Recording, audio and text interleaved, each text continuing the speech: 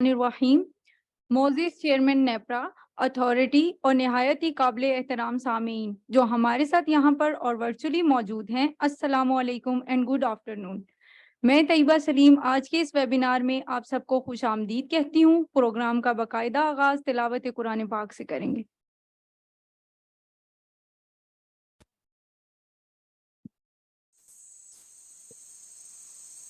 بسم اللہ الرحمن الرحیم۔ اللہ کے نام سے جو بڑا مہربان نہایت رحم والا ہے۔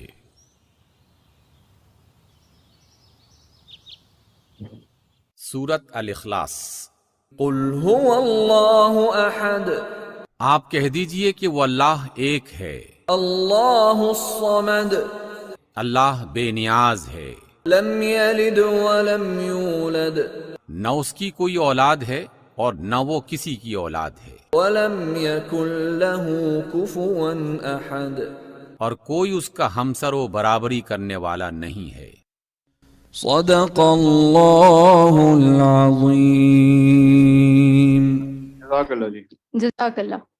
آج کا webinar NEPRA I T O T regulation implementation road map chairman NEPRA کے خاص اقدام پاور وتھ سیکیورٹی کے تحت منعقد کیا گیا ہے۔ NEPRA cyber security O T I T regulation approve ہو چکی ہیں اور اب تک 131 فوکل پرسن کی نومینیشن ہو چکی ہیں اور ریگولیشن کی کمپلائنس رپورٹ بھی موصول ہو چکی ہیں، اور آگاہی کے مقصد کے تحت ویبینارز کا سلسلہ جاری ہے۔ ہمارا آج کا یہ 11ویں ویبینار ہے۔ پچھلے تمام ویبینار آپ نیپرا کے آفیشیل یوٹیوب چینل سے ایکسیس کر سکتے ہیں۔ سب سے پہلے میں چیئرمین نیپرا کو دعوت دینا چاہوں گی کہ آج کے ویبینار کے اوپننگ ریمارکس کے لیے تشریف لائیں۔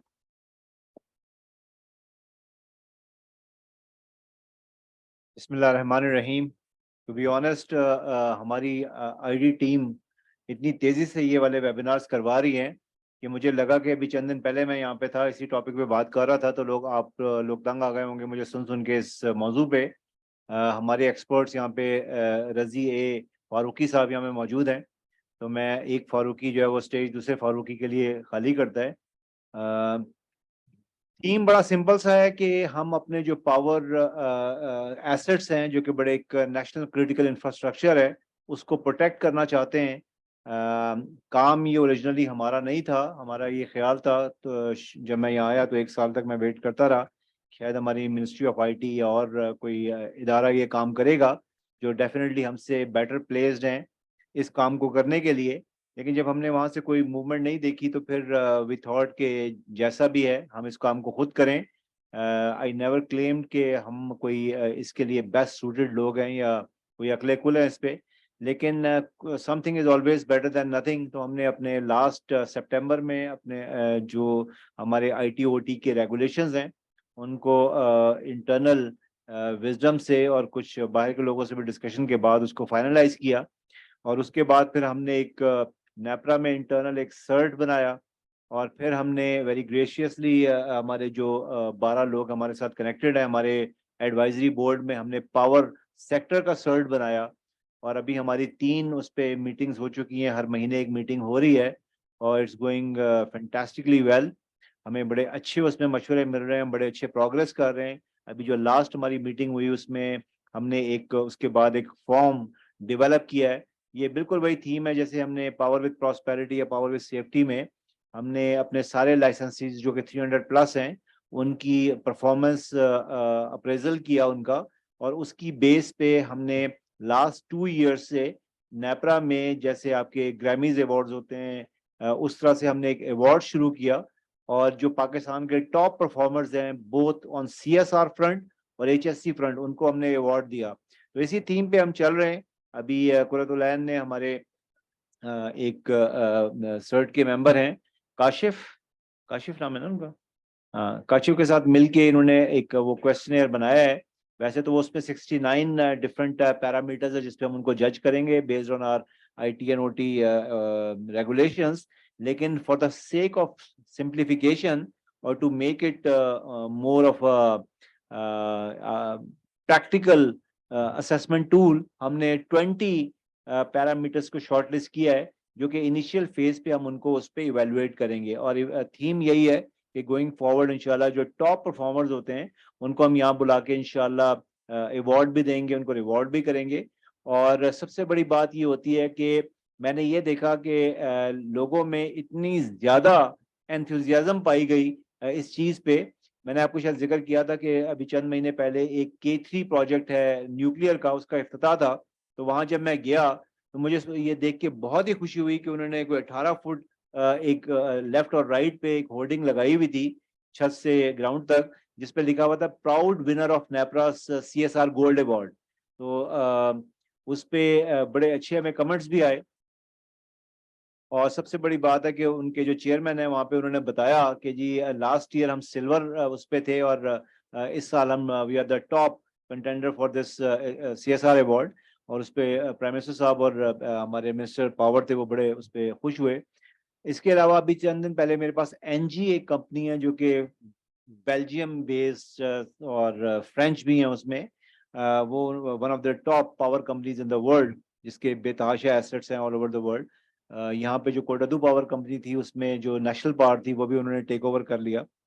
तो उनका एक CEO मेरे पास आया हुआ था मिलने। दे ओन उच्च पावर 1 और उच्च पावर 2। तो उसने मुझे कहा कि we are the proud winner of आपका जो HSE अवार्ड है। तो वो हमने पूरी दुनिया में हमारे जो प्लांट्स हैं उनको हमने बताया कि पाकिस्तान में we have won the top award. तो वो उसको ही वाज फीलिंग सो प्राउड कि उसको ये अवार्ड मिला। तो हमने एक बड़ा अच्छा काम मैं समझता हूँ किया, जिसकी एक पूरी पब्लिसिटी हमारी पूरी दुनिया में भी जा रही है। तो मकसद ये है कि मेरी अपनी ये सोच है कि जैसे और मेरी अपनी एक छोटी सी कोड भी है कि negativity begets negativity and positivity begets positivity. अगर हम अच्छे काम करेंगे और उसका प्रचार भी करेंगे, जैसे कहते हैं कि लोग मुझे कहते हैं आप क्यों लिंक्डइन पे इतने एक्टिव हैं।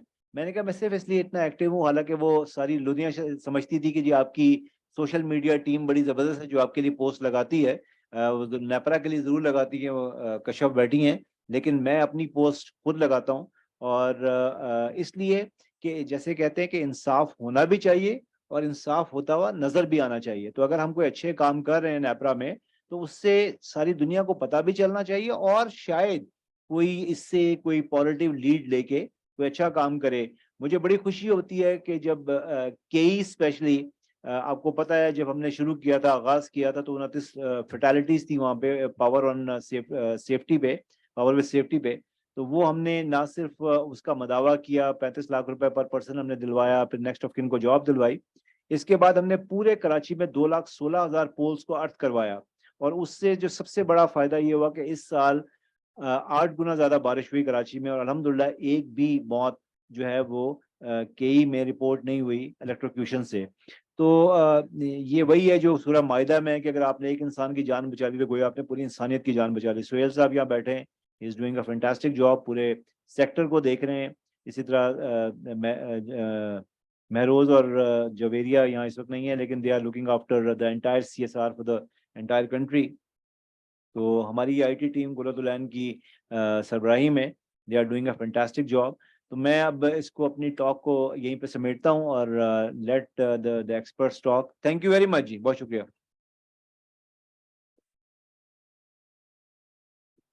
शुक्रिया चेयरमैन साहब। अब मैं दावत देती हूँ मिजाज सहर साहब को, जो group head of cyber security हैं एंग्रो कॉरपोरेशन में और हमारे पावर सेट के मेंबर भी हैं।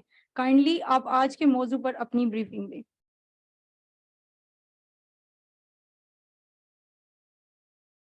जी, अस्सलाम वालेकुम everyone. Am I audible to all? जी जी बिल्कुल, loud and clear. Yes, sir. Okay, great. Thank you, Tauseef Sahar. As usual, wonderful opening remarks, encouraging all of us to actually, take them very seriously for this noble cause, which is ultimately for the cybersecurity protection of our Pakistan for this critical infrastructure, which is energy, and where there is no doubt that why energy, because energy means is one of the actually facilitating entity. If not, God forbid, available, then it can really cause a big disaster in the form of unavailability of energy across different industry who are heavily depending upon this type of industry. So my name is, just for those guys who are new to me, my name is Mehzad Saher. I'm the Group Head Information Security Engro Corporation since last 2.5 years. And before that, I was the CISO of Bank of Bala, Telenor, PPCL, and rest of the company, throughout my 24-year tenure in cybersecurity domain. So before we go and talk about, and our agenda is NEPRA Cybersecurity Framework and our mitigation roadmap, just to bring something as a starting point, that OT, unfortunately, operational technology is very much targeted industry. And usually we believe that typically financial industry, banking industry, telecom industry, they might be in big trouble, or they might be actually fair interest of hackers. But these statistics, which we took from 2022 intelligence index from IBM report, it shows that manufacturing is #1, and also even energy sector is #4 target for hackers out of top 10 industry in the world. And that is actually a complete game plan change, where hackers looks like they have understood that, the money is here, and they can, if they can create a big trouble, then, it can have a really actual catastrophic incident as compared to typical credit card issues and typical customer level interruption. And this type of things actually can create a national level crisis.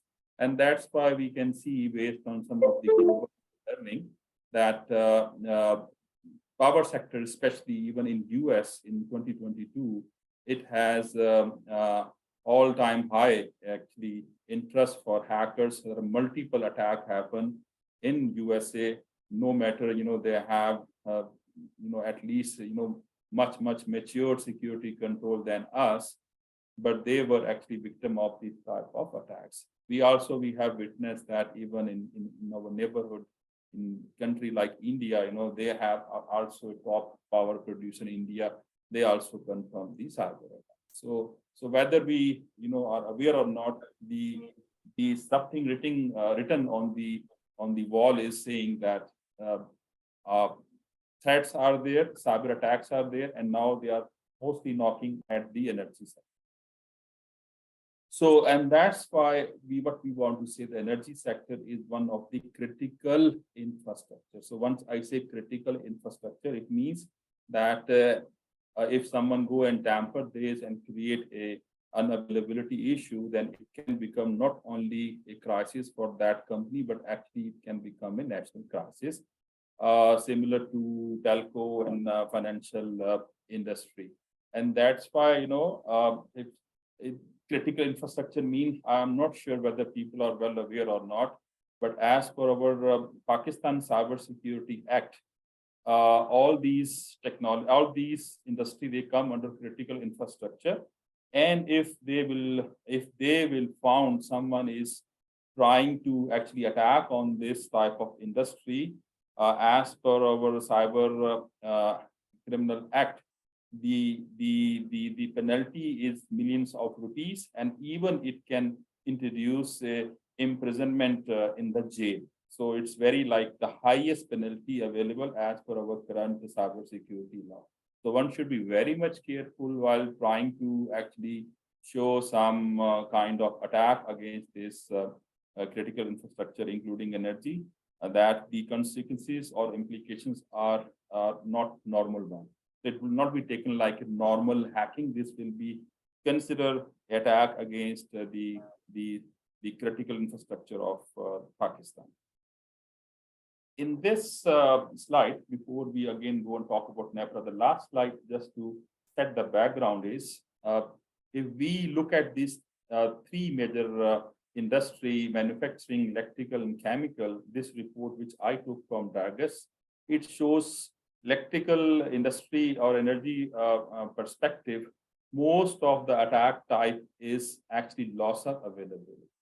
So the hackers will love to create a disaster while making sure that these critical services should not remain available, or they can create a kind of integrity issue where the loss of view or the loss of control will be exercised to create the disaster under this type of industry. So that is the common, I will say, matrix across energy sector.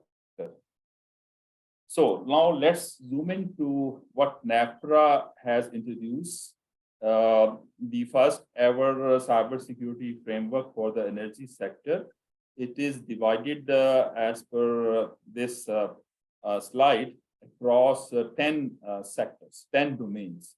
So then these domains actually they require individual attention and implementation plan to make sure ultimately all licensees should become actually compliant to, and ultimately for the benefit of not only their security but for the country level critical infrastructure security. So whether it is IT, OT security policy, system control implementation, regular security assessment, integrity, confidentiality, authenticity, or authority monitoring awareness, all these are, to be honest, they are not like something very unique. They are common domains if you go and choose any framework in the world. So whether it is IE 62443, which is very much OT related framework, or NIST, actually, OT framework, and even you forget OT, a typical IT control like CIS, NIST, relevant to IT, all are mostly talking about the same type of domains and their the relevant clauses which we are going to discuss. So today in my talk, what I will do at Engro, we have of course we have our own two subsidiaries which are Kadarpur Engro, and one is the third Engro. So, and what I'm going to tell you that learning from these clauses, what are the global best practice which we are trying here? What are the interpretation of these NEPRA cybersecurity clauses which we are trying to implement? And so basically these are all like best practices, the lesson learned from our overall experience and learning from different framework, and of course the major framework which is the regulatory requirement is NEPRA. So with all this, I will talk more about our understanding, where not necessarily, of course, in the beginning everything is compliant. But the most important things is that things are work in progress and they are on a systematic roadmap. And at the end, I will show the systematic roadmap.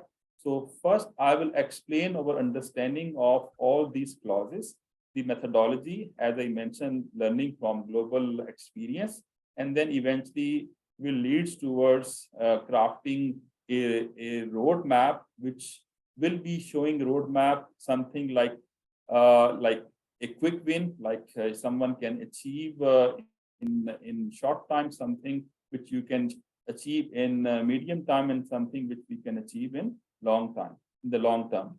And the roadmap you will find will be moving around improvement across 3P.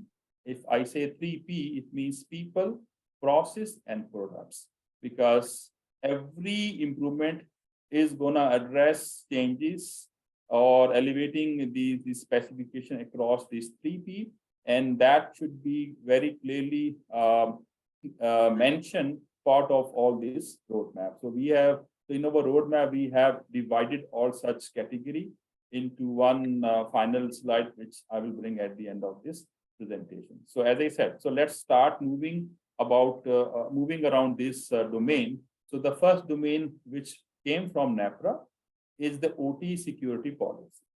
So the first thing, if we understand from this slide, is that no matter we may have wonderful plan, but if there is no proper policy crafted, things will remain in the air. So what NEPRA they have done, they have insisted about all these different clauses, which will come as a subsequent clauses in the upcoming slide, where they have touched, the maximum possible subdomains, where a fair attention is required. And before even we go and talk about having a OT security policy, the policy itself, it starts from having a complete department or the head of the department in the form of Chief Information Security Officer. For us, this is very much important, and we adopted this like 2.5 years back at Engro, that nothing is possible unless you pull the right guy at right position and give him empowerment. Because we might be having multiple plans, but if there is no senior level executor, all these plans, might be remaining in a discussion forum only. So this is the key message, that no matter, we can start with a very lean organization, a very small team, let's say one head and two guys, reporting to him. And then, a strategic roadmap, a strategic vision should be presented, which should go and touch even board of directors and CEO, and should say what exactly is the plan. Okay. Because the plan, if it comes from a senior level who is empowered, authorized, then it will be listened, not heard. And then he or she will be able to get the budget. Because of course, everything, require at the end of the day, some money, resources and time. So for me, this first clause from NEPRA is rightly mentioned that I will advise, similar to Engro, all should have this type of structure. No matter, as I said, it not necessarily it could be very senior level guy, but start somewhere, So if it is not there, it should be introduced. And then the rest of the things, I guarantee you, will be a journey. Nothing is, like overnight magic. So once we started, of course, I was having a lean team, but now I have quite good number of people reporting under a cybersecurity team. And then, of course, they are opening different avenue to take care. So this is number one message. And rest of the things, I will prefer that we should discuss in the upcoming slide, because each and every area itself is like kind of a domain to be discussed. So system control, implementation and improvement. In this area, it's start with the kind of asset management and asset management with access rights. So I give the example, if you go and select any, I will say, framework, like whether it is NIST or I-62443, it is very important that they say, before you go and protect anything, you should be knowing about your scope, your universe, and which is only possible if someone has done a proper asset management work. If I say asset management, it starts from direct asset identifications across IT and OT, where one should know what are the vendors, what are the different OEM and their different versions available across the, let's say, energy sector. So in this way, easily you can know that whether you are running the whole plant on obsolete technology or on the up-to-date technology, because each and every version publicly is exposed. If you go and just Google it, you just put the version, you will find whether it, as of now, it is exposed to what type of vulnerability. And then, of course, depending upon this discovery, you can plan well and then pay more attention. So once you know your assets, then you'll have to also go and see what type of access rights should be given, because not everyone is qualified to get the admin rights to, for example, in plant, no one can afford to have the shutdown rights with everyone. It should be only with the senior people. Same thing is in case of IT and OT.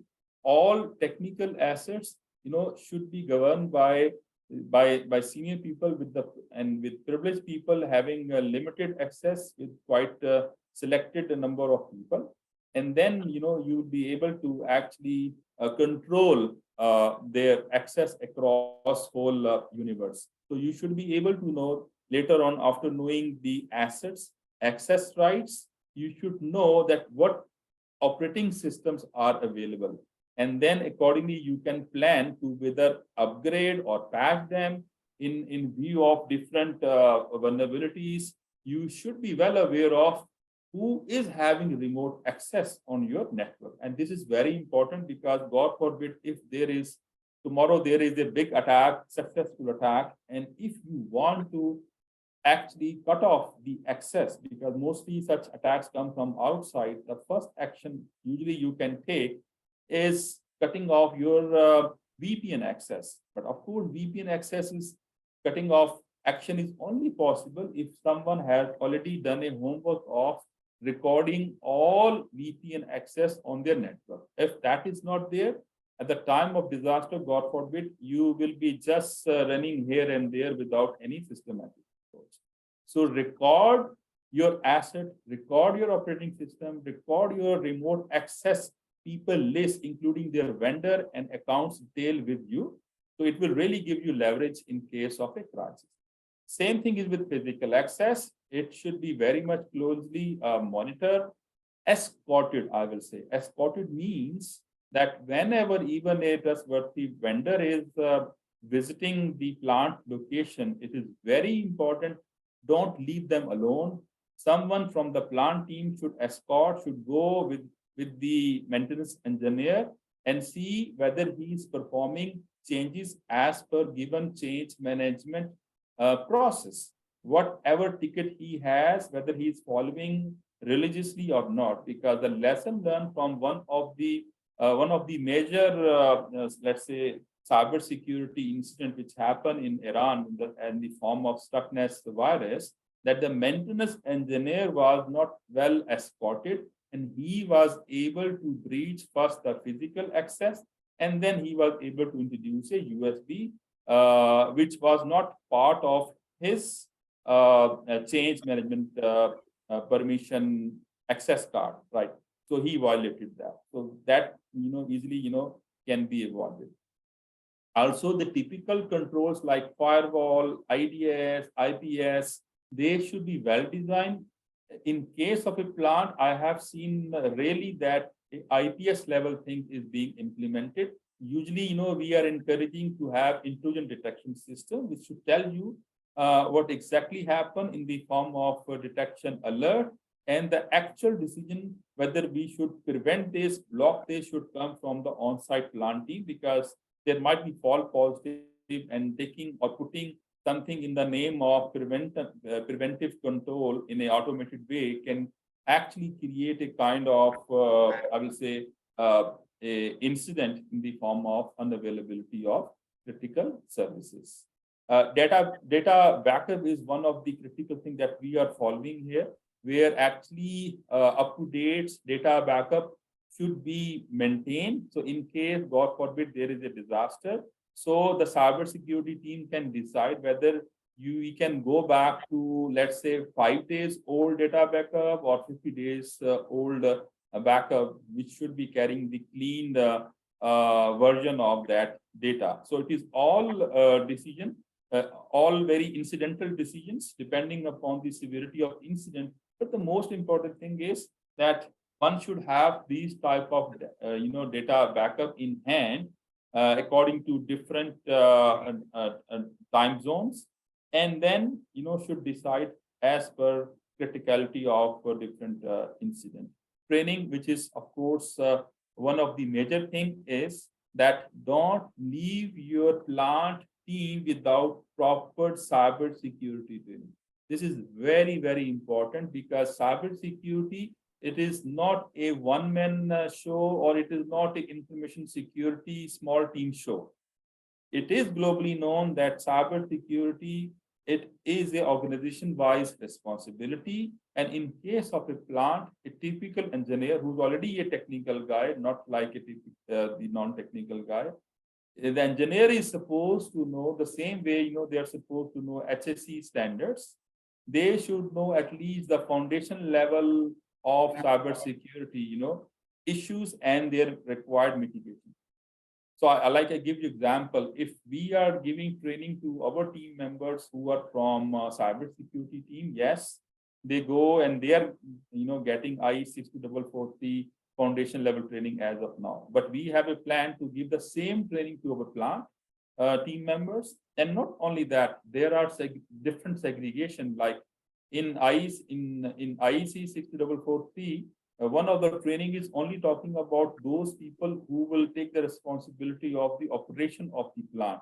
So the cybersecurity operational training is one of the major course which we will love to give to our plant engineers, because they are on the ground level, working, not us, because the typical IT guy or cybersecurity guys, they are not very much involved in the day-to-day operation of the plant. So that is very important to actually put or introduce these type of cybersecurity trainings for all required audience.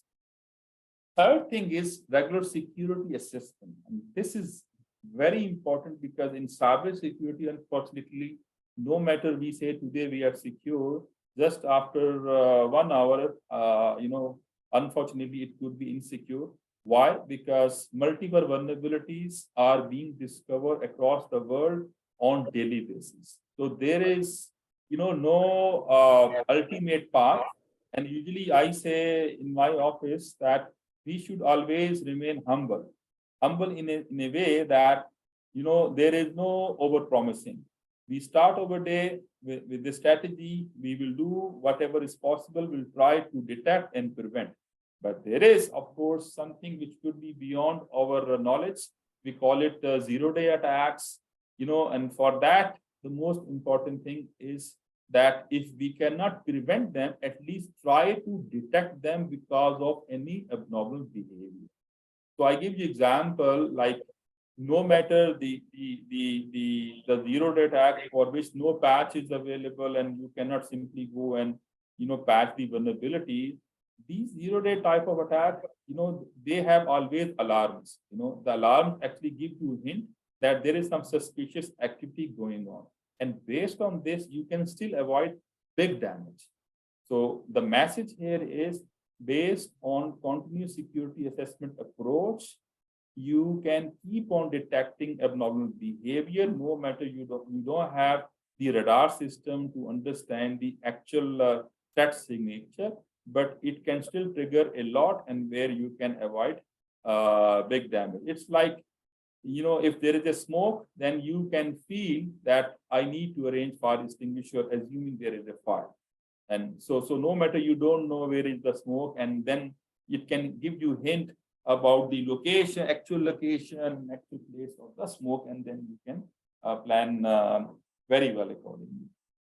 So what we do, actually, the security assessment is a continuous journey in our company where we have a proper vulnerability assessment entity under me, and where we keep on checking the IT infrastructure, and that is the current one. And also we are working on scanning our OT assets, where, to be honest, OT assets you can't scan the same way usually you scan IT assets, because IT asset you can afford with a certain payload. You can just put a IP address, and then you can try with the help of putting right credentials, you can find out a good report about its relevant vulnerabilities. But in case of OT, that is more sensitive because resources are very limited there. So you can't run if the same vulnerability scan against your OT infrastructure. So for that, you'll have to actually come back with a different strategy, which we are also analyzing. And yes, it is written there as per NEPRA that you should do this once a year. But to be honest, that is the minimum requirement. As far as, we own the asset, we own the services, and as far as the vulnerabilities are evolving on a daily basis, so I will highly recommend like at least a quarterly scan, at least within IT should happen, and for OT, a special methodology should be introduced to pay attention for the vulnerabilities. There are some solutions, to be honest, where actually, at the OT level, you can put on the gateway level, and it's called like gateway level virtual patching. So rather than actually patching your 10 years old OEM infrastructure, you can put this at the gateway level, and that system will fight on your behalf and will assume that the required patching stage has been achieved. So ideally, all patches should be installed, but in case there is a reservation, and to be honest, mostly OEM, they have the reservation. They, all over the world, they don't allow to actually upgrade their system with the same speed with the IT is doing it. Like, so that is a big difference between dealing with the OT vulnerability management and the IT vulnerability management. So there are different workarounds. We are also assessing. Yes, ideal is that you go and upgrade with the help of required patches. Otherwise, put controls which are compensating control in the form of a gateway level control which can defend against these type of vulnerabilities. This new domain now, which is right now in front of you, monitoring and computer incident response, it is actually now talking about that putting a monitoring strategy in a very strategic way. This should give you a vision about what exactly is happening. In case of IT, yes, it is a matter of putting different sensors, syslog, and then they can go to a centralized SIEM solution to correlate and then do analysis for millions of log and then transferring or translating them into a security incident. That's great.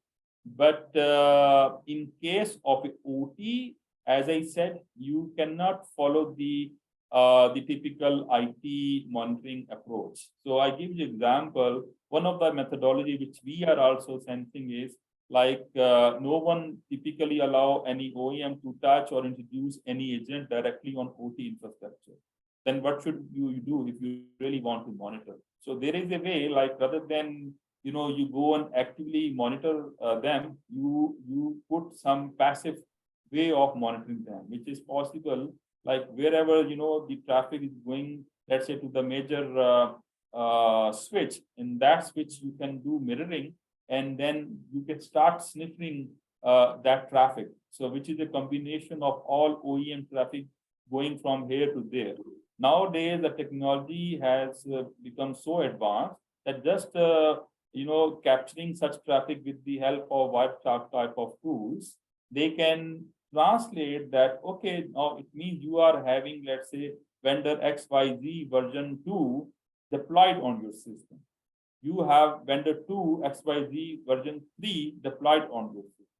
And so it is all learning map which is being developed with the help of sniffing such traffic. It really helps you to actually see that whether your system is having obsolete technologies or it is having up-to-date technology, because it not only create the map, it also automatically fetches information from global threat intelligence to know whether you are exposed to different threats all over the world or not. So it means without doing any active sniffing, you can actually create a complete asset inventory of your OT without any, I will again repeat, without any active scanning.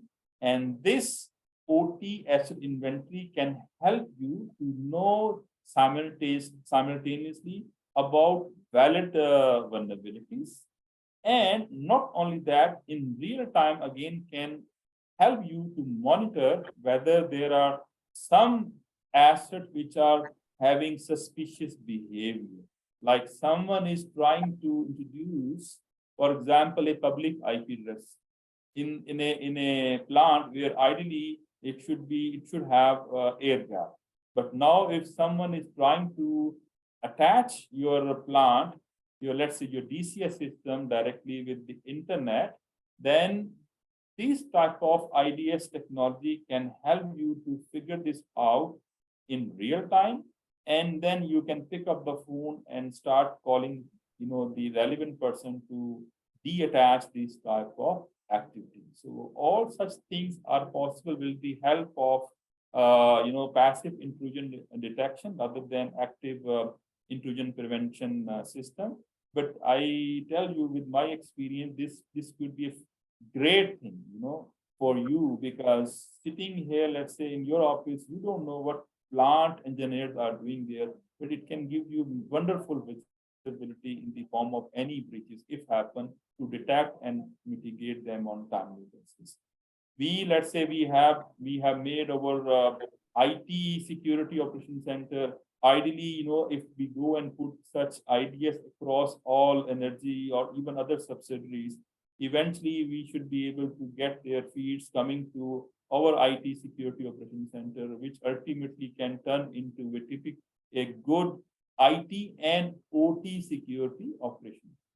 The most important thing is this security operations center then should have later on not only people sitting from IT background, but also IE engineers, because they know more than us about the plant and normal activities, and they can help us to guide whether it is a false positive or it is a kind of wrong things happening on the network. Now we are talking about awareness and training. This is, as I said earlier, it is one of the area which is sometimes very much ignored, because people love to invest on machines. People love to invest on buying different security solutions in the form of boxes. Yes, everyone is impressed. Lights are blinking here and there. Data center is having big inventory, which you can feel it. They're all tangible. You can bring someone to impress your data center, which might be having different firewall and a DCS system, different servers. But to be honest, all over the world, it is very much bitter truth to know that 90% of the attack, they are happening because of social engineering attacks. And social engineering means someone is able to crack the human firewall. Someone is able to make our plant people fool to get things done. So that's why we take it very religiously. We have security training program for our all, let's say, employees on daily basis. On weekly basis, we share flyers about typical hints about their password policy, their authentications, their OTP, their phishing attacks, how to handle their WhatsApp group. All common sense, which unfortunately is not common. Usually we say, if that is being exploited, these type of tips are being provided on a weekly basis, monthly basis. We conduct actually kind of, let's say, and I will advise all to have a awareness day once a year, or even could be a awareness week once a year, where actually you go and meet the plant team one-to-one, and you can schedule sessions depending upon different grades, like executive level security awareness plan, and then medium management security plan, and at the end, the people who are typical technicians. I remember in one of the session for technician, my whole awareness plan was in Urdu, and we were talking in very layman terminology about cybersecurity threats. So this is very important that we'll have to touch not only executive but also the layman, the actual boardman, the technicians, to convey the message of cybersecurity.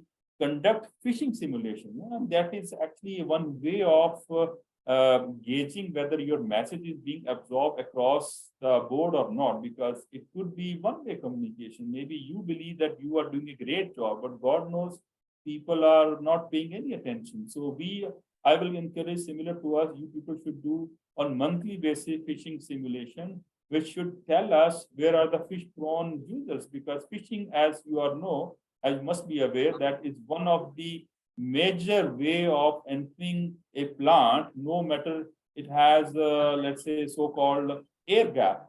So with this, someone can enter. Usually people attack IT system with the help of phishing, and then assume the same IT system one day will go and have a journey inside the plant. In this way, if your IT system is compromised with the help of a phishing attack, God forbid someday, if for some reason it has connection with the OT plant, then it can compromise, and then of course it can meet the ultimate wish list of threat acts. So please don't take it lightly. Security awareness is one of the major things which you can do instantly, and I will say the short-term plan that should be introduced very quickly, from top to down. Other thing is regulatory and reporting requirements. So as NEPRA expect, like the clause here, it says that within 72 hours, it means within 3 days, if you discover any major security breach, that should be shared with NEPRA. And I think there should not be any shame, because this sharing will enable NEPRA to check with other licensees if they may have the same issue, or maybe they might be, on the way to become victim of similar attack. So it means on a very collective basis, on the country level, we can avoid still big damage if it happened to one entity, and rest of the other entities or other licensees should not suffer. That is only possible if there is a fair mechanism of sharing major security incident with our regulator like NEPRA, and then assume that if you will get the actual blessing rather than trouble. So that good confidence is already with NEPRA, and where good brains are sitting there in the form of CERT members, and they will love to actually give strategic level advice in case there is a major issue.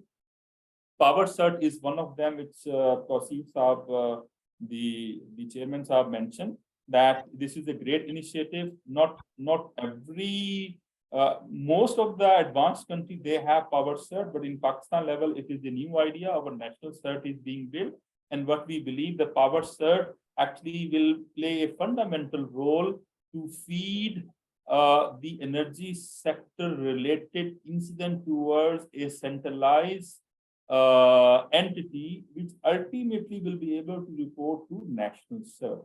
So if you go and connect these dots, which start from bottom to top, eventually it helps you to create a picture where national level we will come to know whether we are under a certain security threat, which is touching a specific industry like energy, or tomorrow could be financial industry or telco industry and XYZ. This is very important to open our heart, open our pain with our regulator, and regulator has the responsibility to share with the bigger umbrella, so that ultimately, we are all here to protect our critical infrastructure. So out of all these projects, this is the last slide where actually the communication is the key with the regulator, where actually, the help desk people or the people who are handling cybersecurity, their name should be exchanged with them. They need to register with the authority and nominate their officer, so that all such communication should happen with the right entity in case of a centralized action. Now, once we have done this, this is just a very high level picture of OT security solution, which ideally should be vision across all energy sector. Again, there is no overnight magic to put all this technology in one day. But if you look at these type of technology, they are talking about, yes, everyone might be having antivirus on their IT system, but not necessarily on their OT system. The time has come to introduce this. Yes, there might be resistance from OEM, because OEM may say you can install only XYZ antivirus, not YXZ, because they believe that it may introduce some kind of interruption on their system. Listen to them, challenge them, and come up with some kind of win-win scenario where, ultimately we want that it should be protected for any malicious activity. SIME, as I said earlier, the licensee should start making their security operation center from IT system, because as I said, most of the attacks come from IT. And once you have actually secured your IT infrastructure, then you should plan to go and touch the OT security operation center requirement, which, as I discussed earlier, is possible in the form of putting intrusion detection systems across different segments to capture the legitimate traffic and then monitor them, and then integrating it with the ultimate IT and OT security operation center. This is also important. Also, you must be aware of that all plants, they have typical historian, means a data warehouse, which is telling you about different data trends, so that you can monitor them. You can do proper effective monitoring, and based on that, a lot of lesson learned can be done and can be introduced to actually overall improve the effectiveness of your plant. So these historian, typically all network sectors, they require to be connected, let's say, with the internet to get integration with the global database so that you can compare your plant statistics with the other plants in the world in real time, and then can propose a more feasible plan to overall increase the effectiveness of your plant. In that case, ultimately, you'll have to connect your plant with the internet. What does it mean? The typical air gap, so-called air gap control will be no more applicable. Now you have one choice. Other one is you don't connect, but in that case, you will lose a lot of data analytics. You will lose a lot of free things, threat intelligence, and even plant intelligence, stuff available on the other side of the world. And then people will say that you looks like still would love to work in the dark age. Other is you connect your plant with the outside world, but in a very intelligent and secure way. And one of them could be like putting data diode or a third generation OT grade firewall, which actually where you can gradually can configure up to a level where only OT related protocol can be filtered, and it could be one-way traffic, very much controlled traffic, where hackers, the traffic can go from your plant to internet, but no one can enter from internet to your plant. This type of control, yes, you can still go and introduce your plant or connect your plant with the outside world. There must be a concept of putting USB scanners, where the maintenance engineers, if they are coming and visiting your plant in the name of regular maintenance tasks, they should be scanned, they should be challenged, and their USB, should be scanned at the command and control center gate. So before they enter the plant, they should get this scanning on the spot. Machine should sign their USB, and if they go inside and put this USB inside any, let's say DCS, any server, and because of this signed USB, the agent installed across all these DCS will also expect a signed or digitally signed USB. If it is not, it will totally reject and will not allow to get any input coming from this maintenance engineer. That is the only way where you can enforce the control, and you will not remain at the mercy of manual control, someone escorting and monitoring physically whether he is bringing the legitimate USB or not, or illegitimate one. With the help of this, you can put controls. I give you last example. Many maintenance engineers, they come with their own laptop. God knows the laptop itself is compromised.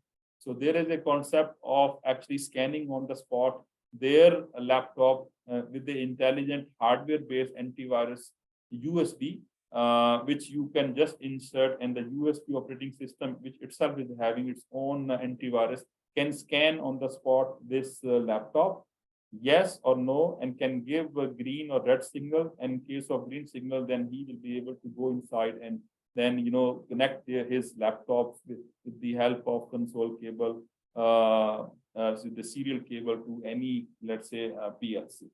These are the different controls which in the Purdue model we expect, starting from level 0 up to level 4 and above, you can introduce. Of course, these solutions require very careful analysis. This also is a heavy investment, I will tell you guys, because in IT, I give you example, a typical firewall, maybe it is a matter of, let's say, $10,000. But in case of OT grade firewall, the bill is high, so we'll have to understand the OEM related resistance, the OEM limitations, where typical all OEM, they are loving to sell their, things from their own offering. So they will love to reject. If even though you have a wonderful solution, they will love to reject your solution and will insist you to buy something from their own shop. I give you example, Active Directory is, for me, it's very easy thing. But if you need Active Directory implementation under OEM network, they will love to say, no, you'll have to buy from us. So no matter it is the same version, but they will charge you like 10 times more than a typical Active Directory is being deployed. So yes, there is some kind of unfortunate monopoly in the market, but we'll have to, bear it. We'll have to challenge them, and with very good negotiation, ultimately the plant team and the cybersecurity team, if all sitting together, they can come up with a comprehensive, feasible, and a cost-effective plan. One more thing is very important: the cybersecurity team should work work in parallel with the plant team as one family.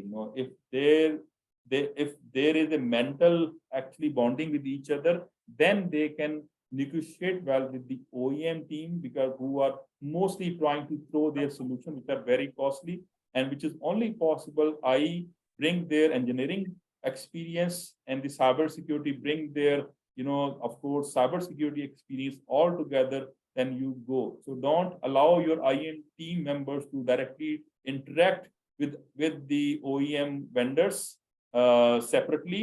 Always go jointly, and then bring some ultimate solutions out of this all bouquet of security solution, which are more relevant to your plant security health posture. So this is my last slide, and which is the summary of all this discussion. So as I mentioned, that we'll have to work, and this is what we are doing. We'll have to work across all three: people, process, and technology. And technology, I call it product also. That's why I call it 3P.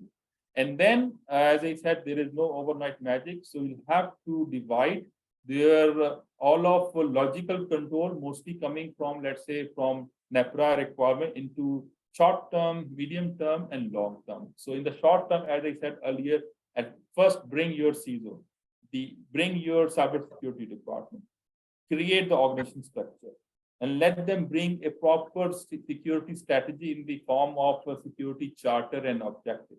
If it is there without any investment, further investment, the most important thing is you can start working on training and awareness.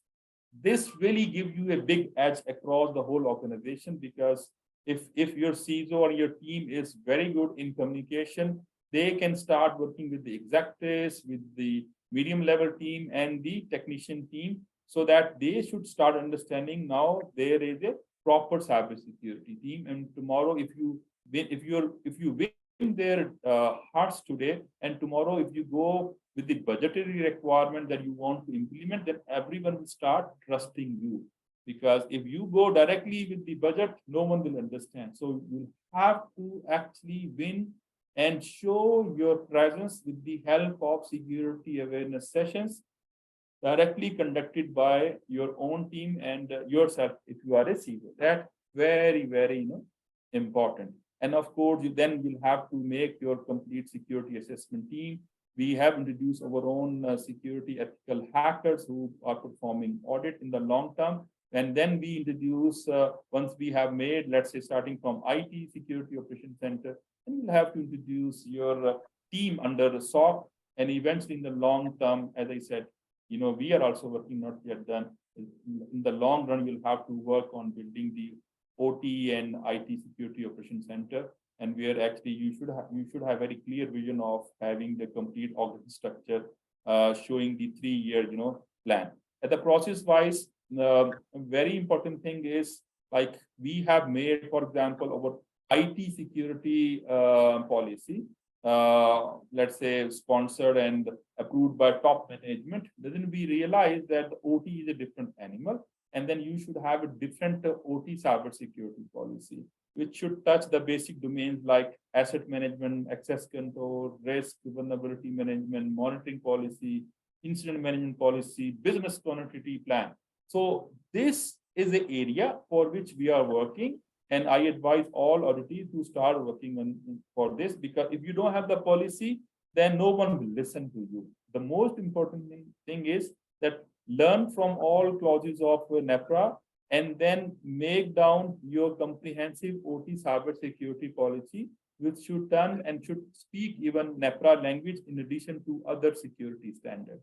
Once it is developed, signed by top management, I guarantee you there will be no more hurdles, later on. Last but not the least, the product or technology area, as I said, you can start working on your physical security with the help of physical security controls, next generation firewall, OT grade firewalls, antivirus, not only under IT, but now under OT infrastructure. Patching strategy is very much important because most of the plant all over the world, like 1 decade old patches are missing. This is common, but I think the time has come to start paying attention to this. This is the global threats. Segmentation is very important because not everything should be put on the same segment, the same subnet. According to different traffic study, they should be segmented differently to make, the overall messages make hackers' life difficult. So God forbid, if they come inside your room, for example, then they'll have to go through the different compartment rather than having a plain field, a green field to go to any site. So this compartmental level control is only possible if someone go and do a proper analysis of traffic and then propose segmentation and hardening accordingly. That is very much important. So with all this, you can see the long-term and medium-term and short-term plan. I will repeat, there is no overnight magic, guys. Start somewhere, especially with the organization and having your head, and then systematically you can reach a very, very mature, journey and can accomplish a good success to secure your organization, not only for your company, but actually eventually for the overall security of our beloved country. Thank you so much, guys. If you have any questions, please let me know.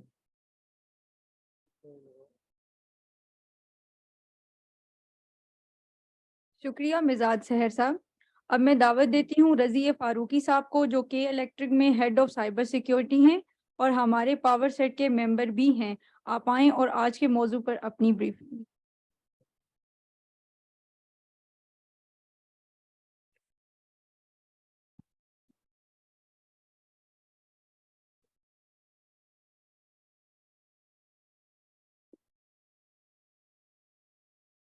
Ji, Assalamu alaikum.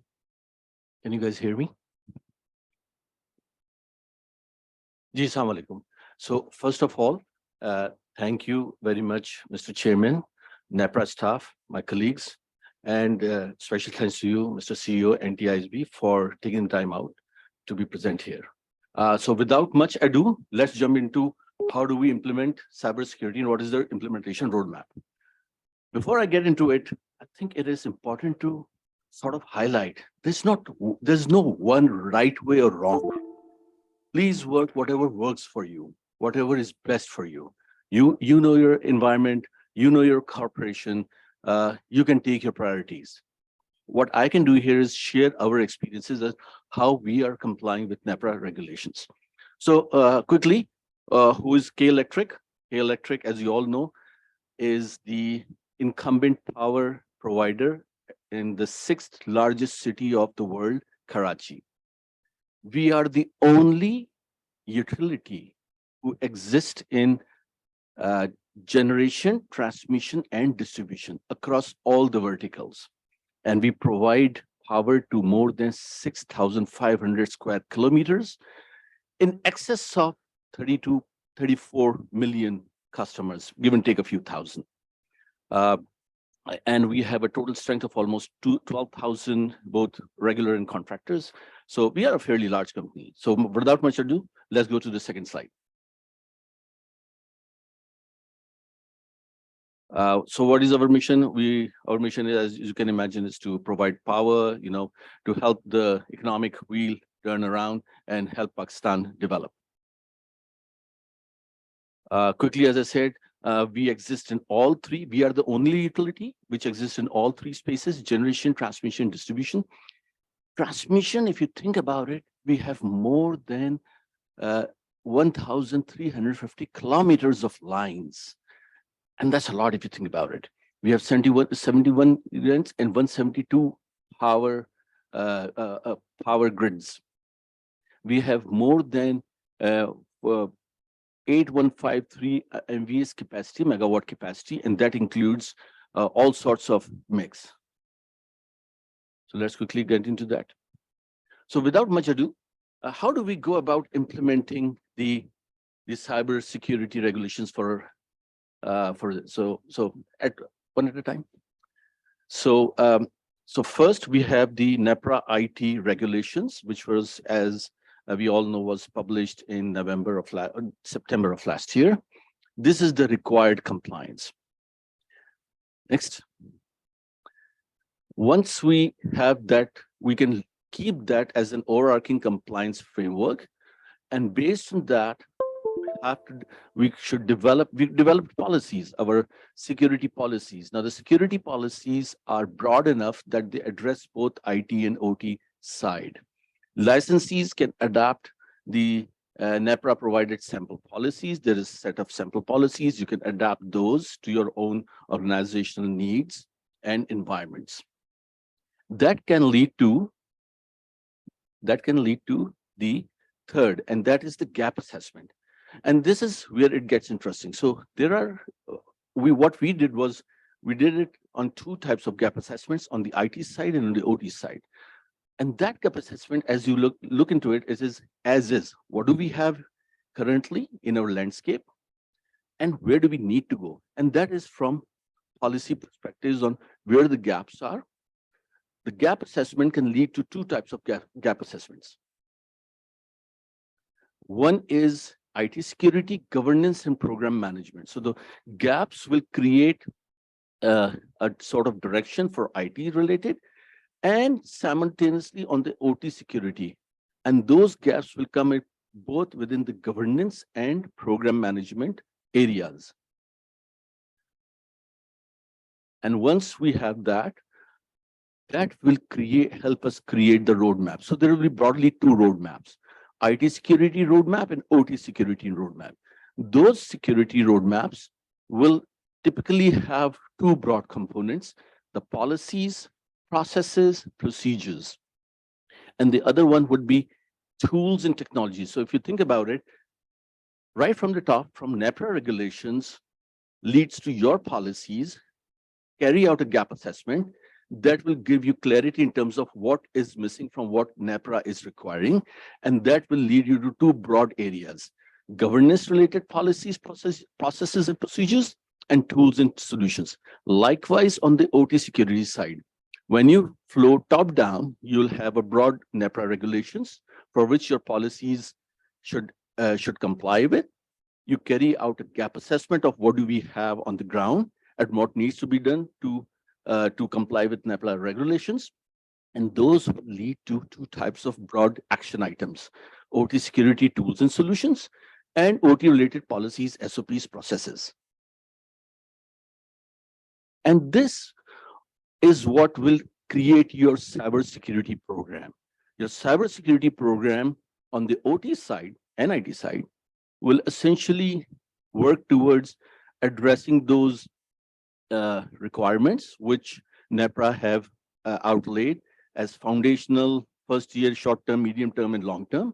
And these will then feed back into your gap assessment. So as you go along, it's a cyclical thing. So the last processes, as you update, those feedback, and if you think about it, that will keep your governance and policies and your security program compliant to support NEPRA regulations. And all of this will feed into management and regulatory reporting, matrix, scorecards, KPIs, and whatnot. And in the end, as you can imagine, this is what will lead you to the compliance of NEPRA regulations. Now, also, I would like to point out that it is absolutely imperative that the organizations establish, right when you start on this, commence on this journey, should establish cybersecurity teams. That includes the CISO, as well as the support staff and supporting structures. So how do we do about it? So if you think about it, there will be two broad categories, two broad pillars, two broad roadmaps that will be complied. So all of this cybersecurity program on the OT side and IT side will have a governance component. On the governance side, you can adapt any of the frameworks which essentially comply with NEPRA regulations. Those include ISO 27001, ISA IEC 62443, NIST IR 7268, and those will lead to your policies, SOPs, run books, and create your project management office. That project management office will create programs and steps which will help you comply. These will lead to what we call foundation policies, processes, and tools. And foundation is what can be termed within the short and medium term of NEPRA regulations. So these include baseline policies. These include identity and access management, for example, AD. These include endpoint protection, network security, as well as perimeter security. It includes cryptography, as well as running awareness campaigns. And those awareness campaigns could essentially be part of phishing campaigns, regular training programs, and whatnot. So how did we go about it? At K Electric, because there was not much internal expertise available, we engaged with third-party consulting with one of the big four. I'm not suggesting at all that this is the way to go about it, but this is how we do it. And we engaged with the third party on the IT side. That third party essentially provided us with cybersecurity framework, enterprise cybersecurity framework. It also helped with ISO compliant policies, ISO compliant processes and procedures, and SOPs. It helped us create our SIEM strategy. It helped us create our SOC strategy, which we now call Cyber Defense Command Center. It helped us create best practices for secure coding, as well as run books and playbooks. And if you think about it, this is where we are leveraging actually the global best practices, because these organizations bring in the global best practices from regional and international engagements, and we want to take a head start. Likewise, on the OT side, when we went out, we realized that unfortunately, there was not too many of the domestic expertise available in the OT cybersecurity space. So we went out, we went through a whole selection procedure, and we sort of started dividing into two things. A, we started off with a third-party cyber risk consulting. That included the C2M2 assessment on MIL 1. I'm not going to jump into C2M2 because that was covered in my previous webinar, which was already present on the NEPRA side. But quickly, C2M2 help us create the roadmap and provide the large domains. Again, these all map directly back to NEPRA regulations. It also helped us create OT threat detection. So for this, what we did was, as you can imagine, K is such a huge organizations. We have like 5 generation plants, 32 transmission sites, 132, we have smart grids, we have 132, transmission sites and whatnot. So we essentially took a sample. We have a sample which is about more than 1,200 megawatts of BQPS2, Bin Qasim Power Station 2. We took that as a sample site for our generation. Likewise, we took a large transmission site as our OT sample site. Likewise for distribution and IT as well. And we asked these consultants to do a cybersecurity risk assessment. That cybersecurity risk assessment essentially comprised of these actions, OT threat detection, OT vulnerability management, OT SOC strategy. And I think it is important to realize that, and there's no one way, right way or the wrong way. It depends from organization to organization, but because there are a lot more threat vectors targeting IT infrastructure than OT, from the more sort of public perspective, we'd like to keep those separate.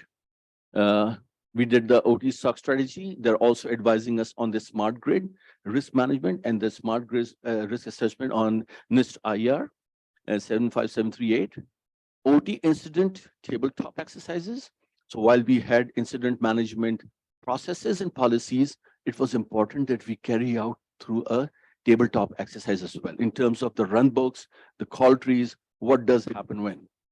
OT incident tabletop, OT solution roadmap, and critical asset HLRA. So OT solution roadmap was what solutions are there in the market, what do we need to do, and how do we prioritize? And that led us to our roadmap as well.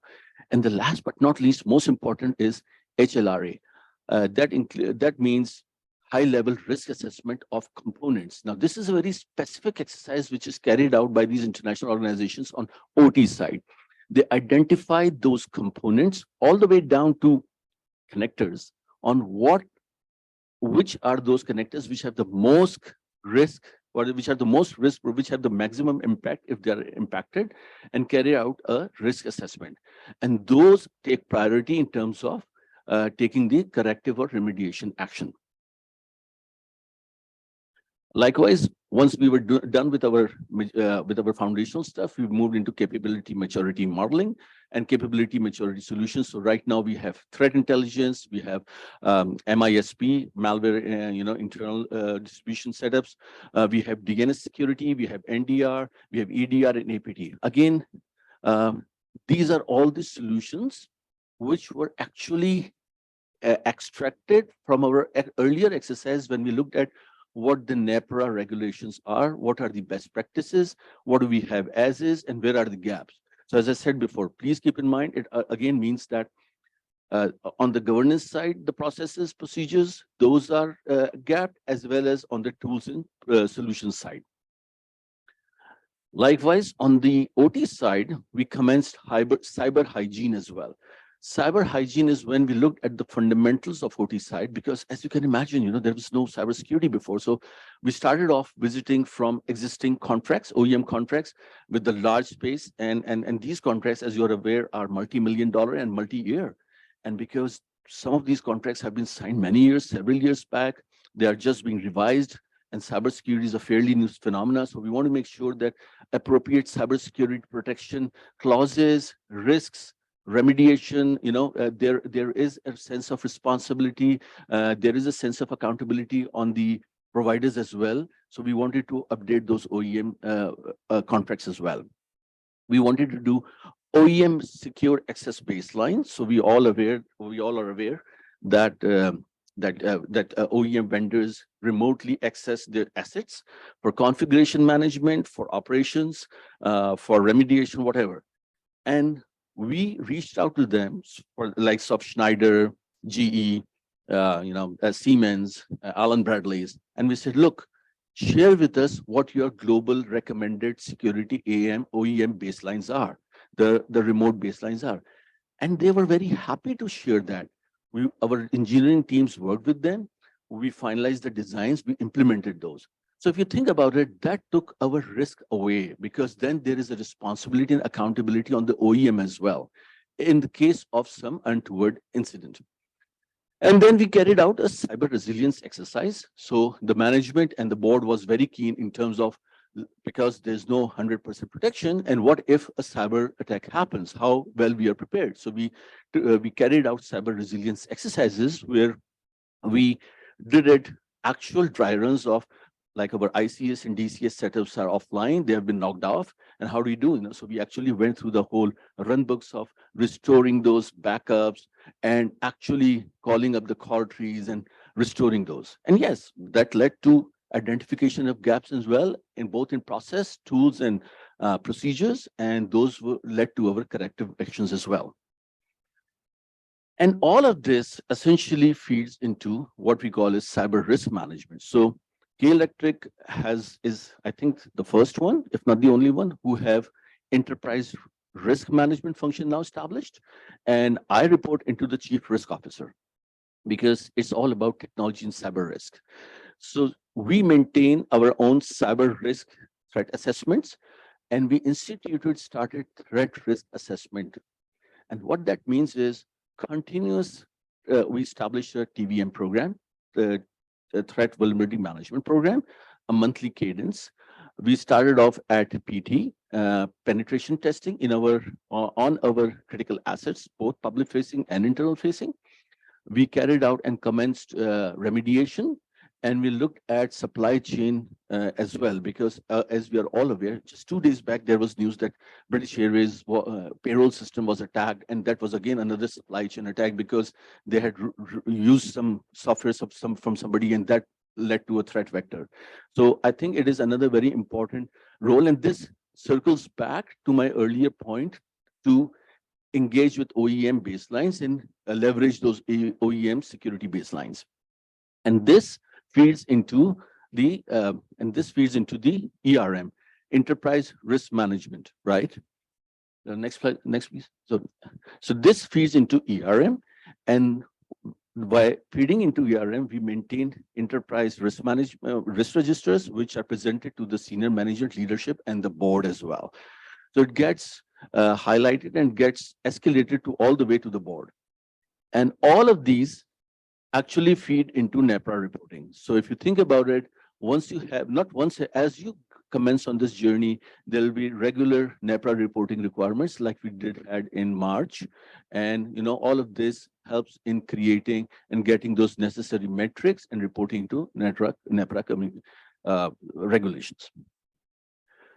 So without much ado, and I'm not going to take too much of your time. I know you guys are already tired on a lazy afternoon on Monday morning, but quickly, what I've tried to do here is map NEPRA regulations to how those could be mapped to the governance policies, which have been shared as sample policies, as well as suggested tools.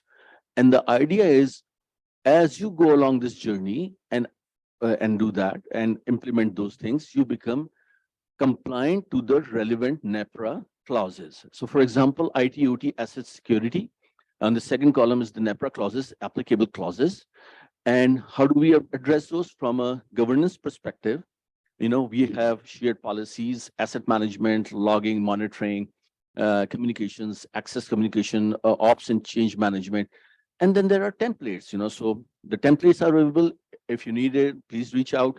Role-based access control templates, because that will help your cybersecurity team get visibility into who have access to what, role-based. Let's ensure that a plant generation operator who is now moved into finance is not actually having the same access as when he had access to the plant. Related tools for IT security include IAM, AD, PAM, privilege access management, essential, policy sets, IDS, IPS, web application firewalls for your public facing, as well as APT and CASB proxy. And APT is advanced persistent threats, and the CASB is cloud access security brokerage. So likewise, on the OT side is IAM, AD again. Most of the time, the OEMs will do AD, policy sets, and then air gaps, diodes, IDS, IPS firewalls, OT advisory tracking and implementation. And I think this is something I would like to highlight. One thing we have also implemented is we have reached out to all the OT OEMs, asked them to provide us with their regular updates on advisories. Those advisories are circulated, and then we track against each advisory on when those gaps have been reported, are they present in our environment, and how those are being addressed. Likewise, second one, security control, implementation and improvement, clauses 511 to 52B, policies, access control, backup, physical, and then templates, VPN guidelines, as well as hardening controls. So if you need it, happy to share VPN guidelines and hardening controls. On the OT side, there are a set of tools I'm not going to read off. It's right there, and my colleagues in the industry are well aware of these tools. But on the OT side, I think it is important to understand that the EP trading isolation installation is important on the OT side. Likewise, for OEM support coverage, and this is again important, OEM support coverage for end of support. We find out that when we have these huge plants, there could be, and remember I mentioned high-level risk assessment for component device. That is where simple elements and components are highlighted, which have been end of support for many years.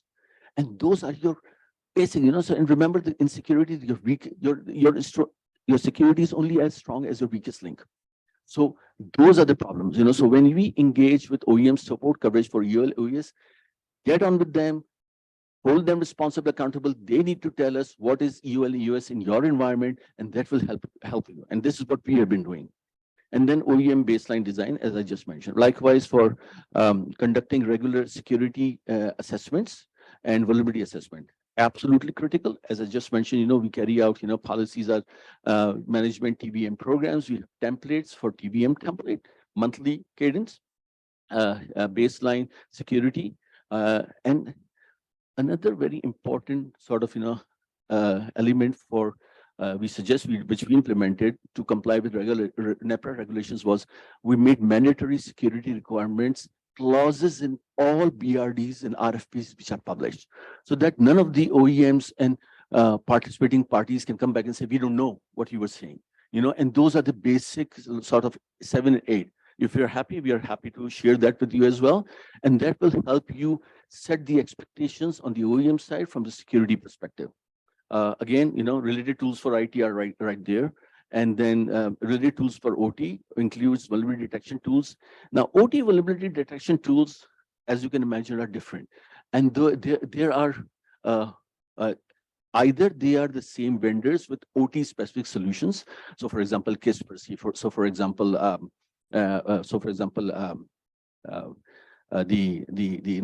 IBM and the HPs, they have OT and Fortinet, they have OT specific solutions. But likewise, there are specific organizations now which are providing and focusing. So and the top two come to mind is Nozomi and Dragos. We are already in the process of acquiring Nozomi, and those are the OT side threat vulnerability management. Again, TPRM, threat risk management, third-party risk management. We are starting to comply with NEPRA regulations in carrying out supply chain protection attacks, and that includes third-party risk management, where we are asking third parties to be held accountable. And then OT patch advisory and OT GRC, again to track the governance, risk, and compliance regulations, the high-end critical vulnerabilities, when those are reported, when those are tracked. Trust me, they are running into hundreds right now. They will go soon into thousands, and Excel becomes a problem. So we are looking at OT GRC solutions as well. Again, confidentiality and so again, there are NEPRA regulations, clauses 7A to 7B. Again, I'm not going to read off from it quickly. As I said, the policies are there, and then we have the templates available as well. From the OT side, from the IT side, you have encryption tools, for example, BitLocker, TLS for cryptography, for basic security. But on the OT side, again, OT approved encryption tools. I think it's again important that the OEM and like these OT vendors have their own encryption standards. So it's important to sort of acquire those and implement those. Likewise, OT APT, so advanced persistent threats, NDRs, they're all OT specific in the OT world. A general misconception is an NDR is an NDR is an NDR, APT is an APT. And unfortunately, that's not how it is. It is important to go out and seek out OT specific solutions to protect against OT threats. We can do our own baseline security as well, such as secure zoning, microsegmentation, and OE mandated pen testing tools. There again, for pen testing, OEM mandates and provides approvals, so it's essential that they are involved. The next one is authority mandated, assessment, audits and assessment, compliance policy. We have a threat risk management template, TRA. Again, this is related, and these audits will help you to measure compliance to NEPRA regulations. And a lot of these times, as you're all aware, audit will come in and ask for either logs or evidence of how you're complying with NEPRA regulations. And again, they circle back to what tools and governance policies you have implemented. And then monitoring and computer incident response, again, very important. The recommendation is that please implement cyber defense command center type of things, SIEM, Security Operations Center, SOC, those places. And you don't have to establish in-house. There could be many models, as long as they comply with your security baselines and NEPRA regulations and the national regulations for data protection. On the SOAP OT side, what we have done is we are establishing a separate SOC, which will only be focused on generation, transmission, and distribution side. This is not integrated with IT. We have our own security incident ticketing system, very important. Likewise, OT threat management threat intel.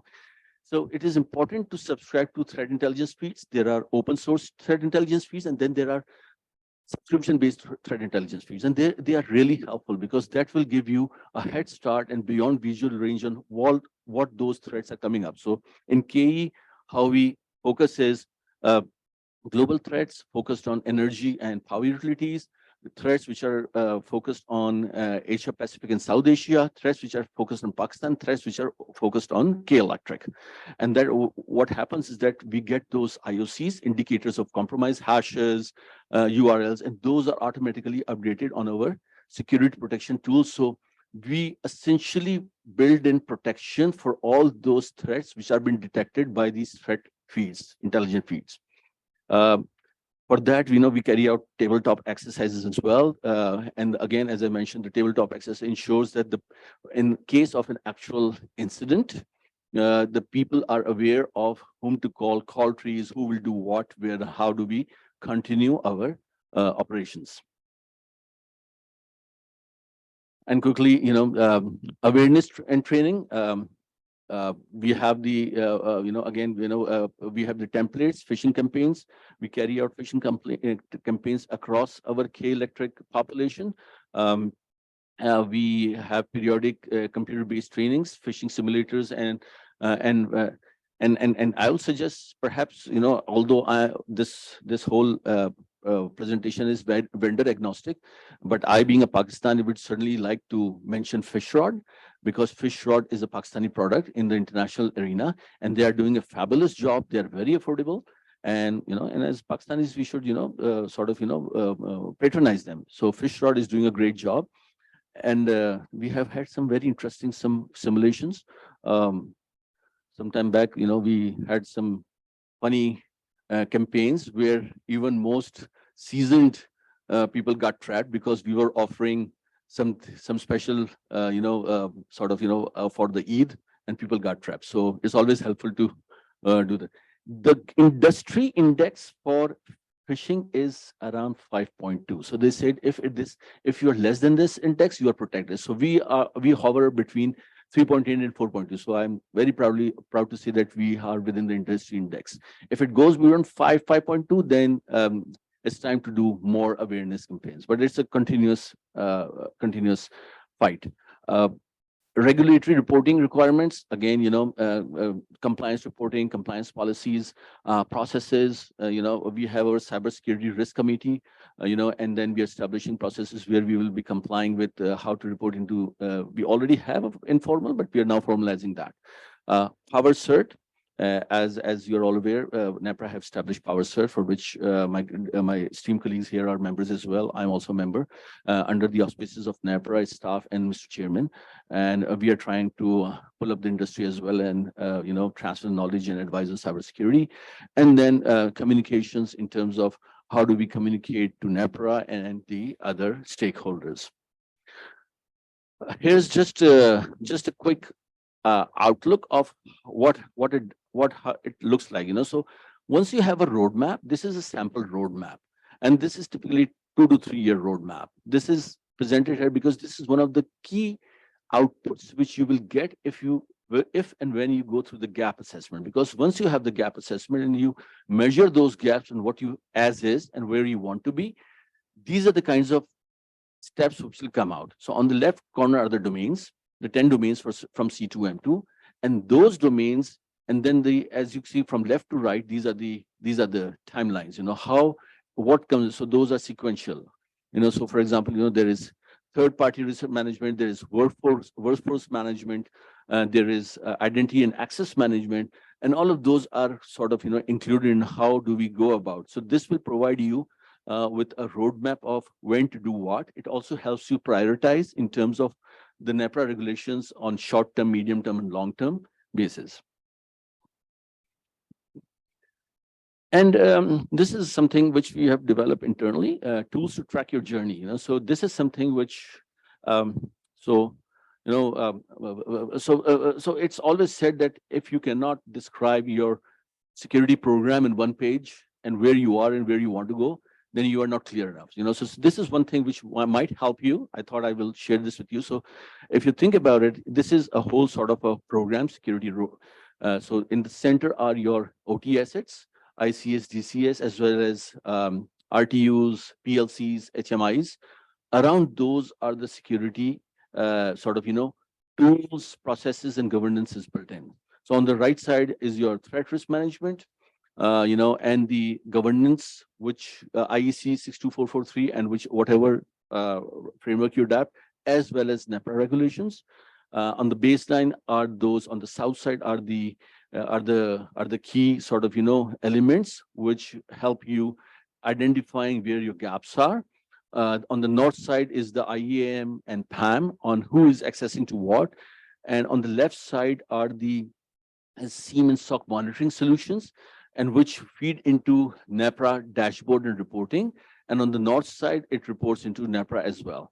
This will help you. This is something which we use to get a snapshot of where do we are and what do we need to focus on. So if you color coded, the greens are the ones, and this is just a representative. This is just a sample. This is not the actual. KLA has much more implemented. But I thought I should share this. So if you paint green, blue, and brown, or red, you will know where the gaps are and where you need to focus your next efforts.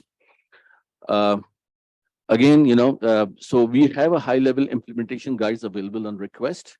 And if you have time and if you guys are interested, we can quickly go through it. That is clause by clause suggestions, high-level guidelines and tips, which our esteemed licenses can use in terms of looking at how do they comply with the NEPRA regulations. If you need more help, we are here to help you either through NEPRA platform or as industry, colleagues as well. So that includes, we're happy to provide following sample templates, which include cybersecurity sample policies, threat vulnerability management program, incident, SOP processes, threat risk assessments, VAPT, TRA templates, VPN guidelines. We all are moving towards remote access. We all have remote access. So VPN guidelines is essential. Cybersecurity clauses for RFP, BRD, as I just mentioned, very important to set the tone right at the onset of new projects and acquisition of automation tools. We have teleworking guidelines. So a lot of our users are now working remotely. This is the new trend after pandemic, and I think it's here to stay. And from a cybersecurity perspective, it's important that we have teleworking guidelines. Firewall hardening, happy to provide you for, these are, all templates which will help you harden your firewalls. Firewall hardening, securing production server templates, so we have a standard process of whatever server, either in IT or OT, which goes into production, they have to comply with a set of security checklists. Those are about 20-25 steps. So we want to make sure that it is licensed software, it has EDR, it is antivirus, the ports are closed, only those ports are open which are requested, and so on and so forth. And then endpoint hardening controls as well. We all know that more than 50% of attacks actually are emanate from endpoint controls, which are not there. So, and again, these are all free templates available if you wish it. And these do not require any financial impact on the organizations. You can implement it fairly easily. And that essentially, and that is what it is. Thank you. That's my QR code. Scan it if you want to connect with me on LinkedIn. And yeah, so that pretty much concludes my presentation. I know I've run through it. I can, if you wish, and if you have the stamina, we can go clause by clause as well in terms of tips and guidelines. Or it might be helpful if you can ask from the NEPRA platform, and I will be happy to provide you with those. And happy to take any questions.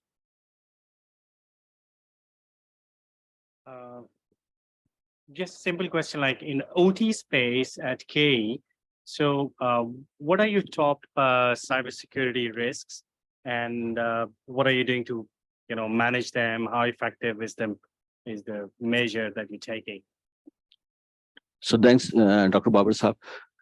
So on OT space, and frankly, that includes our IT space as well. The top threats which we are facing is number one is end of life, end of support components. Now, I know it sounds very basic, but when we took a deep dive into our critical assets within our sample size, generation, transmission, distribution, and no credit to us, the credit was to the international organization, and I'm happy to share the name as well. And they sort of, led us, and they transferred the knowledge of best practice into identifying those components which had a direct impact or indirect impact on service availability and power availability, the business disruption. That was the high-level risk assessment. That provided us with clarity on the component level, on the element level, on what are our most important assets and what are we doing about that. So that includes, risks in terms of end of life, end of support. So, so we are reaching out to the service providers to provide updates. We are talking with our client colleagues to start looking at how can we make them current, the currency, as well as looking at the patching side. So those are the sort of top risks which we have. So that's number one. Second top, and I would say somewhere on the top is the access, the remote access, because as you're aware, Dr. Saab, a lot of these OEMs come globally. They're dialing from Brazil, they're dialing from North America, they're dialing from Far East to carry out their operations, gas meter, looking at the generation plants. And they were just coming and going, and we realized we need to have visibility and control. And we reached out to them and said, look, please share with us your security baselines. They provided us, and we have implemented those on our generation plan. So that is our second. And the third risk is, as I mentioned, the role-based access control. Who have access to what? And we want to make sure that only those operators have access to relevant pieces. So those are the sort of top risks which we are seeing, and the steps which are taking to mitigate those risks. Thank you. Happy. Any questions from our virtual audience?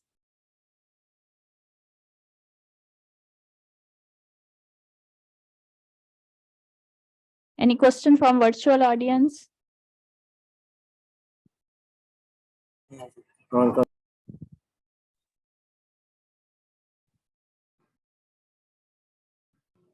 Sorry, we can't hear you, Bilal.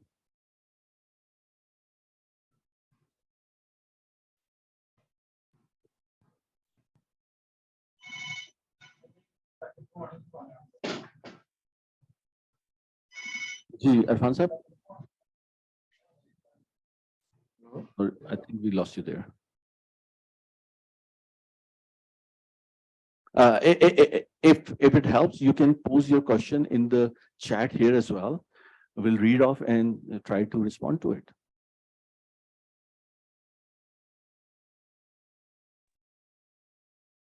Okay. Hello, sir. It's Zahid from Thal Industries. Can you hear me, please? Yes, Zahid, we can hear you. Sir, I would like to know that there is a product named as firewall protector, which is IP-less. Now we believe that we are living in an era. If any device is IP-based, it can be hacked. It is assumed that if any device has an IP address, it can be compromised. As far as our knowledge is concerned, we have known that there is a product known as firewall protector that is IP-less, and it's being configured by a console cable. Can you please guide us about it? So, Zahid, your name was Zahid, right? Yes, I'm from Thal Industries. Right. Zahid, thank you so very much. That's a great question. Unfortunately, Zahid, I'm not sure if we can provide you with clarity on the specific solutions, but our recommendation based on the experience would be, please do not assume anything is protected from cybersecurity attack. World's best organizations get attacked, and so don't think that there is anything which will protect you, whether IP or IP less, unfortunately. So please take all these solutions with a pinch of salt. assume that you are going to be attacked. Zero trust. Zero trust is the name of the game. Do not trust any object, any solution. Yes, it's always helpful to acquire whatever is out there in the market, which reduces your risk, which increases your protection. But I think thinking that it becomes beyond cybersecurity, I think that's too much to chew. So yeah, I hope that answers your questions. Dr. Saab, would you like to pitch in for this? Yeah, I would like to So if my- sorry. So Dr. Babar here is the CEO of National Information Technology Board and has been very kind to come here, and listen to our. So please, Dr. Saab. Thank you. Thank you very much. Yeah, I would like to give 2 cents here. Yes, IP-less protection of firewall is available, but the answer doesn't lie in this technology. Actually, the answer lies in how you set it up. So you need to make your security architecture accordingly. So the answer actually lies that how you define your security architecture also dictates the use of the technology. So every technology comes with its own vulnerabilities. So it's not a silver bullet here to protect you against the firewall attacks. But yes, it does help. But you need to modify your security architecture accordingly. Thank you, Rasam. Zaid, I hope that answers your question. Thank you very much, sir. So nice of you. Sir, kindly ये बताइएगा कि kindly tell us how can we get these documents you have talked about in your presentation. So you can reach out to NEPRA, NEPRA contact person, Ms. Kuratul N, and she would be happy to provide you guidance on those. So nice of you, sir. Thank you very much. Thank you. Any other question from the audience, virtual audience?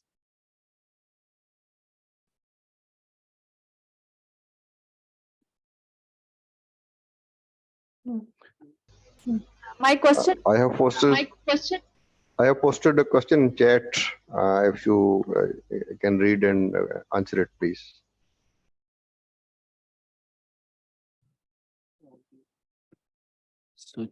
So they have a question in chat.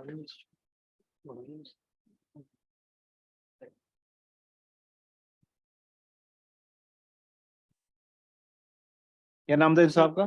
Sajjad साहब का. How all these good practices relate to a completely isolated system, not connected to any WAN or internet? What if IT infrastructure is completely isolated from OT? So Sajjad sir, thank you very much. Very interesting and very happy to ask questions. So I would start off by saying that, as one of my mentors used to say, presumption is the mother of all mess ups. Please, the presumption that we are insulated or air gapped from any IT threats or from outside world threats is a bit too much. Please don't presume. As my colleague Mehzad mentioned, Stuxnet happened on our brother countries' nuclear assets, even though despite they were air gapped. Two, if you go out and reach out, so this is critical infrastructure protection. There are now enough open source tools which help you pick up, eavesdrop on things which are air gapped. So yes, to answer your question simply, it does provide you with enhanced and expanded protection, but the assumption that we are safe would be a bit too much. My suggestion, our recommendation would be to presume zero trust. Presume that there are some connections. There is shadow IT. We all are aware of shadow IT, where there are users who are putting in assets which may not be within your visibility, and that can pose serious challenges under the radar. So yeah, does it answer your question? Razi, if you allow me to add more, as you mentioned, like zero trust is the solution. Also, 90% of the threat, they are internal threats, unfortunately. So where there might be intentional or unintentional, act which may introduce and bypass the so-called air gap. So better to work on the preventive control rather than believing on a myth that we are not connected with the internet. There are a lot of things on the intranet where no matter the exposure is not towards internet, things can be exploited with the help of these type of maintenance engineer activities and USB insertion, etc. Yeah. Thanks. Thank you, Mehzad. That's a very useful advice. Thank you. जी एक खातून कोई सवाल पूछ रही थी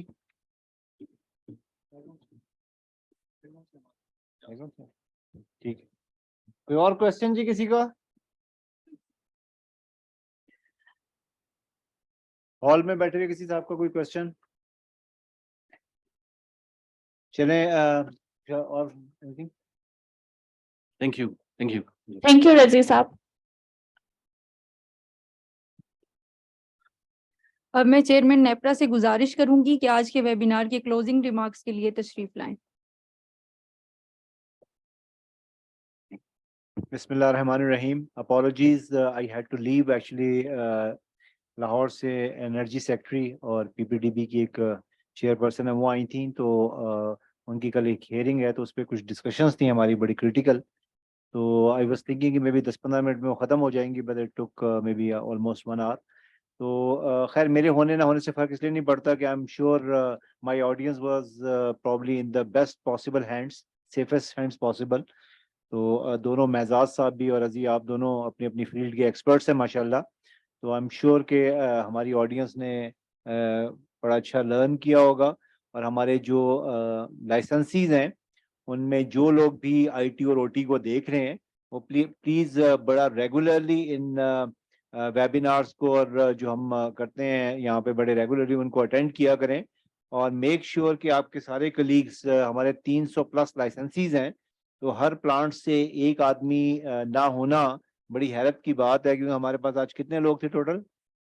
170 तक तो तकरीबन half of hour licensees they were representing their plants today तो जबकि लाइसेंसीज अगर 300 प्लस हैं तो मुझे कोई वजह समझ में नहीं आती कि आपको फ्री लर्निंग मिल रही हो और जो आपने एक कंप्लायंस करनी है you can't get away from this ये नहीं है कि ये कोई हमने यहाँ पे आपको कोई चीज़ बताई है तो आपकी मर्जी तो आप कर लें आपकी नहीं मर्जी तो आप ना करें This is a regulation that you have to comply with.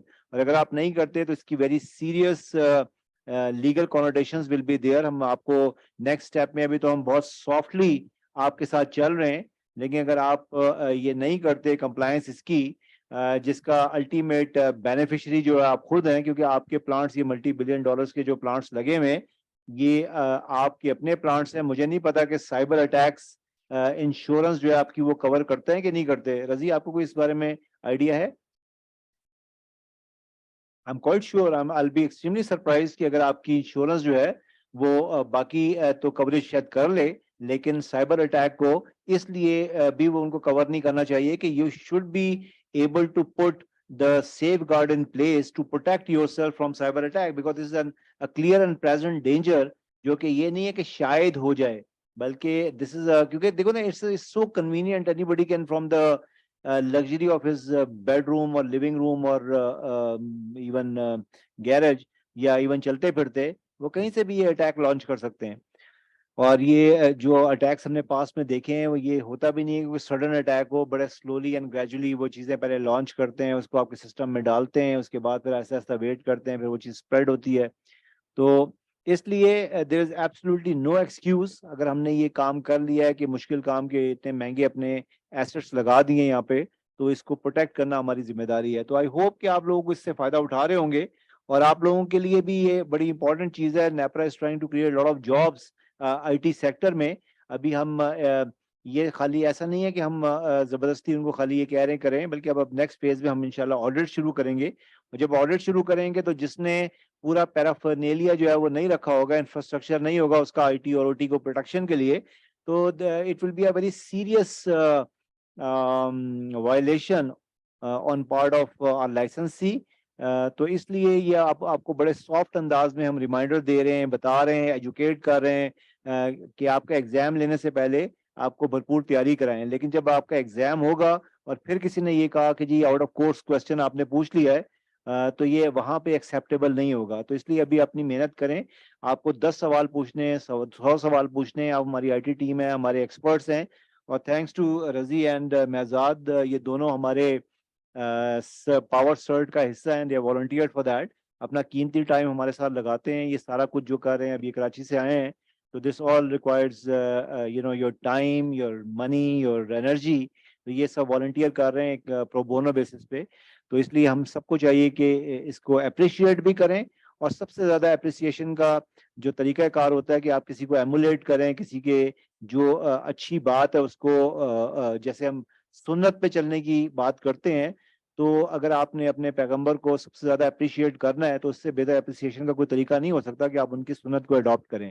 تو اسی طرح آپ کے وہ والنٹیئرز جو آپ کو یہاں پہ کوئی چیز سکھا رہے ہیں, اس سے زیادہ ان کو خوشی کوئی نہیں ہوگی کہ اگر ان کے اس انویسٹمنٹ سے جو ٹائم, انرجی اور ریسورسز کی وہ کر رہے ہیں, اس سے آپ میں سے سب کو, کچھ کو یا ایک کو بھی کوئی فائدہ ہو جائے اور وہ آپ پراپر پروٹیکشن کر سکیں. So with this, I close my remarks, and I once again thank you very much for all the participants اور ہمارے دونوں اسپیشلی ایکسپرٹس اور جتنے لوگ ہمارے زوم پہ تھے یا یہاں پہ آئے. And once again thank you to my IT team for conducting these webinars, اور آپ کا ہوسٹ کرنے کا شکریہ. Thank you very much. Thank you.